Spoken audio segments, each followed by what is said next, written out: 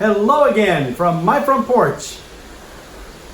My stormy front porch. Can you hear that? Outside? Apparently it's monsoon season in Iowa. I don't seem to be able to avoid the storms. Right now, I mean literally, I'm looking outside, it looks like monsoon season. It's kind of funny because everyone was complaining about how hot, the big heat wave that was in Iowa right now. And it was hot. It was over 100, the heat index was nearly 110 degrees earlier today. But let me see if I can turn the camera here and let you have a gander. I don't know how well you'll be able to see it, but what it's doing outside right now. See, can you see that? Can you see what it's doing out there? See, I don't know if you can see out in the street the waves of rain, literally going across the curtains of rain, whatever they call that. But you can see the wind is blowing good. Yeah, and just actually a little bit ago, the power went out. It blinked off twice here at the house. so yeah, it's definitely coming down. Yes, sir, Bob. Yeah. Woo, boy, oh boy. So anyway, I'm actually thinking that maybe the storm followed me as I've thought about it. Oh, now see, that's not a good sign. That's not a good sign. I'm looking outside right now, and here, I'll show you this. See if you notice anything interesting. Look at the bushes. Look what's happening with the bushes there.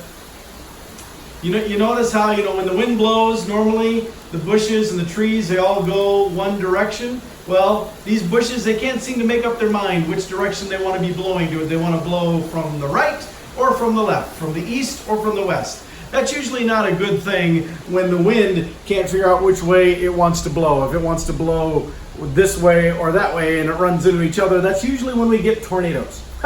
So, yay, may have that to look forward still tonight too.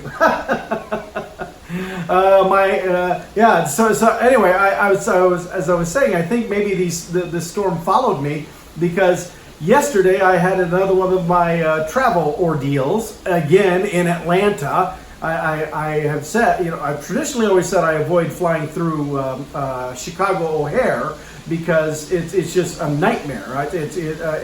Most of the times that I've had significant delays or even had to do a overnight layover have been when I was stuck in Chicago. Well, so I avoid that. Well, I may have started avoiding Atlanta because for the second time now in just a matter of months, I was stuck in Atlanta again. I tried to get out of Fort Lauderdale and our flight got delayed getting out of there because they said there was a big storm, just like, and so and apparently lightning struck something. So with that, they shut the place down. Nobody in around, and so that screwed up a lot of people because as the recording we all kept hearing played over and over and over, the mayor of Atlanta bragging about how that airport is now the nation's largest airport and most efficient. Maybe the largest. I think the jury's out on the most efficient. Because now weather happens like this right now. Weather happens. You don't expect it to happen, but it happens. And so even in spite of that, you'd make the best of it. And I'm sure that nobody at the Atlanta airport expected to shut things down because of lightning. So I understand that. But my original flight scheduling had me home in Des Moines, Iowa by 9 p.m. When all was said and done, my flight, when I finally got to Atlanta for the connection and then stayed in Atlanta for a long period of time again, by the time I got landed in Des Moines from that flight, it was 2:30 in the morning. That's how much later it actually became. And some of that, again, I understand due to weather, and then there's backups of stuff, but I don't know, whoever is responsible for coordinating things royally dropped the ball on that one because it took, our flight got delayed multiple times, got a gate change even, and then even in spite of all of that, it's still delayed, and then finally, when they said you can finally get on the plane now, we get on the plane, everybody gets in, and then we're sitting there, and we're sitting there, and we're sitting there. And finally the pilot says, we're waiting for one passenger coming from some other connecting flight. but he has no information about the details of where that person is coming from, about exactly what time their flight is going to be landing, even what gate or terminal that person is coming from.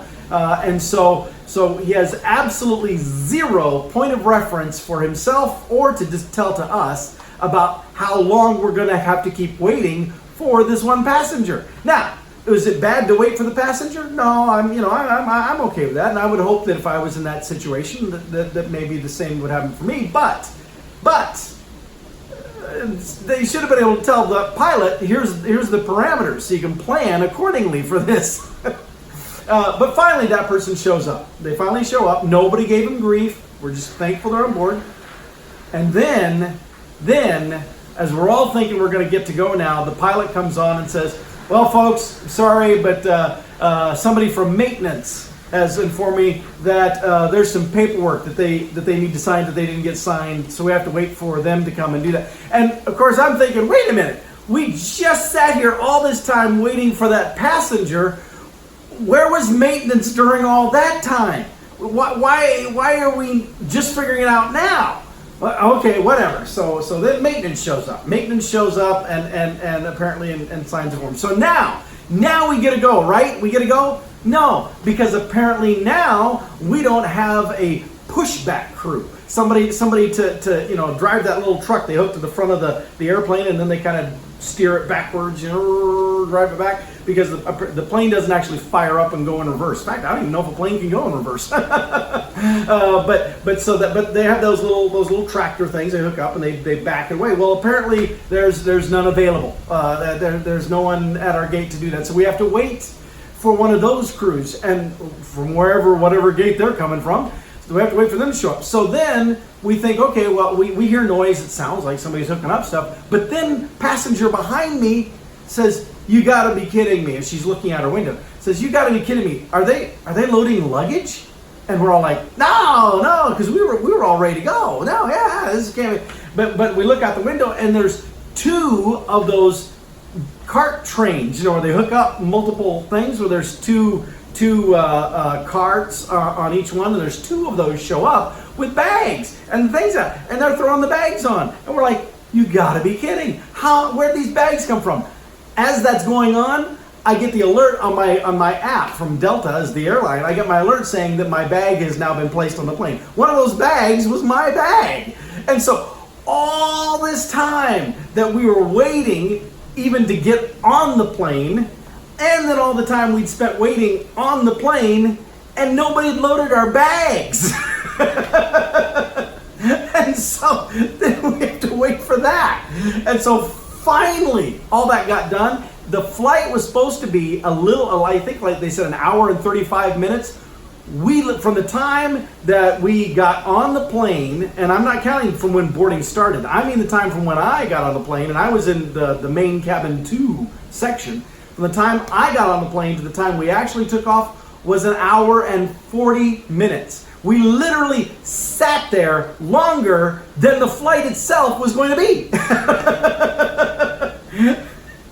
And so anyway, finally got home. Of course, when we got to Des Moines, I'm sure they don't normally handle flights that late at night in Des Moines. It's not really a 24-hour airport, not intended to be.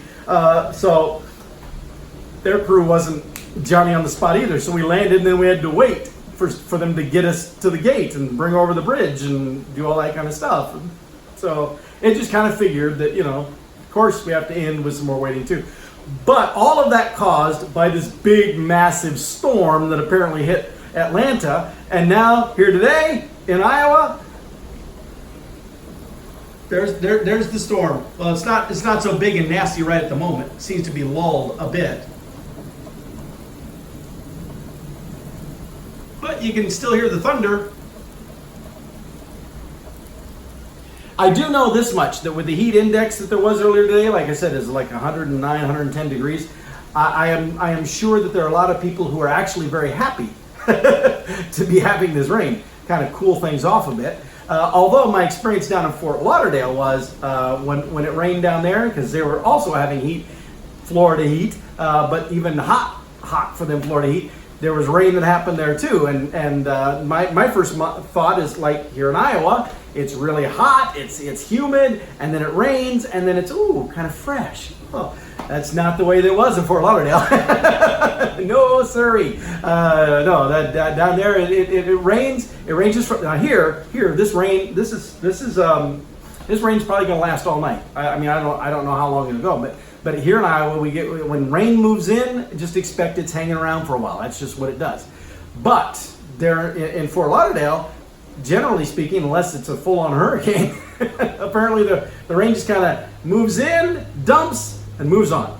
Well, so what that meant was when it rained down there, it only made the humidity go up even more. So it's like, all right, cool, yeah, that was worth it.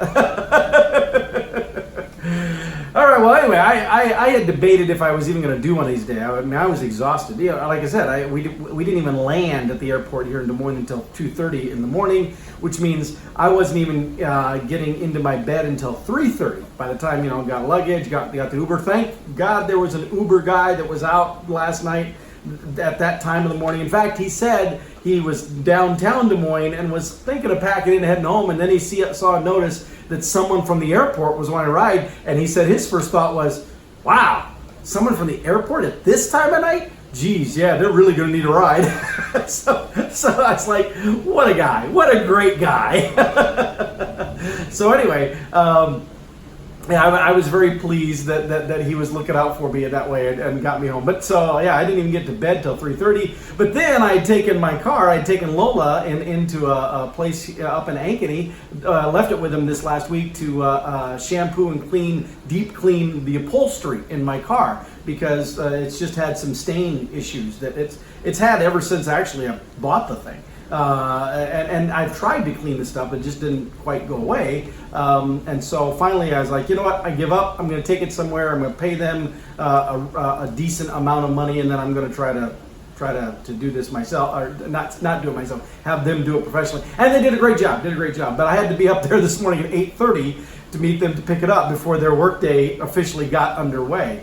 And so that was so I get in bed at 3:30, and then got to be up and dressed and reasonably coherent in Ankeny by 8:30. I thought about, well, I'll just go pick up the car, come back home, and go back to sleep. Yeah, that didn't work. That didn't work for me. But I did get a little bit of a restful nap in a little bit here. And honestly, I had thought about what do I want to do tonight for fun and entertainment. You'll see I haven't even shaved. I don't think I'm going to do anything for fun and entertainment. I may just call it an early night. All right, well, anyway, the storm seems to be dying off just a little bit. Maybe it's time for me to try to sneak out and go get something to eat. That wouldn't be a bad idea. Get some actual real food in the old gullet. With that, I guess I'll let you go before I wash away. And I'll see you all next time from my front porch.